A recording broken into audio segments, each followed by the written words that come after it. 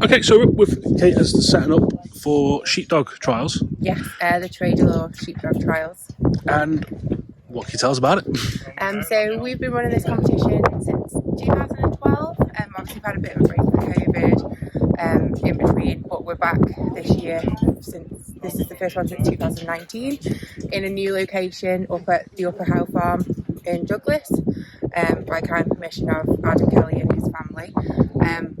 Best backdrop I think we've ever had to a sheepdog trial. Well, yeah, if we take out the wind, it's absolutely stunning up here. I mean, I'll show that in a minute, but it's absolutely amazing place to have it. So we're just getting set up today. Most of the course is set up, but we're just putting the marquee up just somewhere for people to come in if it starts to rain, typical Manx weather.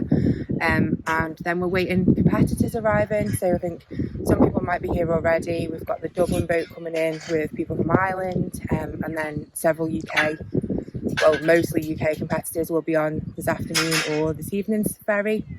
We have got some people who've travelled from further afield in Europe, so we're excited to see new faces and old faces that supported us for a long time. And then hopefully tomorrow we'll have a really tough day of competing for them to qualify for Saturday's final. So now, with that, I've watched Country Farm watch when they do One Man and His Dog. What is it that people, what do judges look for when it comes to this? So it's all about, so obviously the dog and the handler working together, about the dog picking up the sheep nicely, keeping them steady. So if you want to look at the field in a bit, there's the sheep are going to come from down the very, very far end of the field.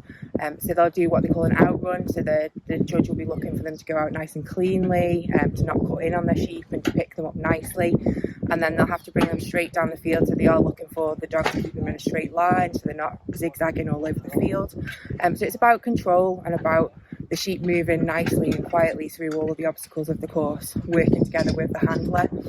They have to do a shed, so that's where there'll be sheep in the pen, and they have to split them in half, so that's the handler and the dog working together, but that's in a ring, so they can't go outside the ring.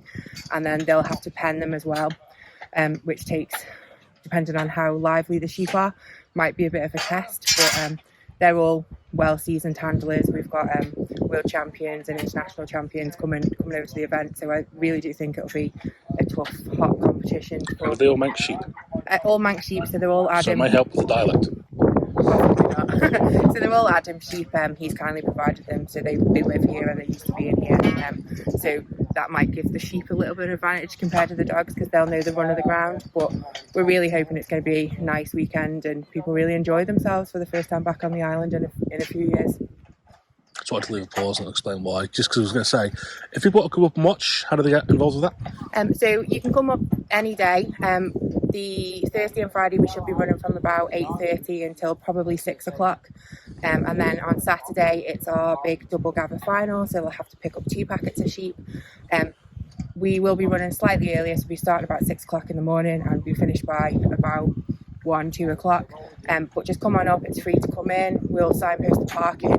We've got a one-way system, so people don't have to turn back out the road opposite the nunnery because it's not the safest. But we've got all the signs in. Yep, come on, everyone's welcome. Have a look, see it in real life, what you see on One Man and His Dog.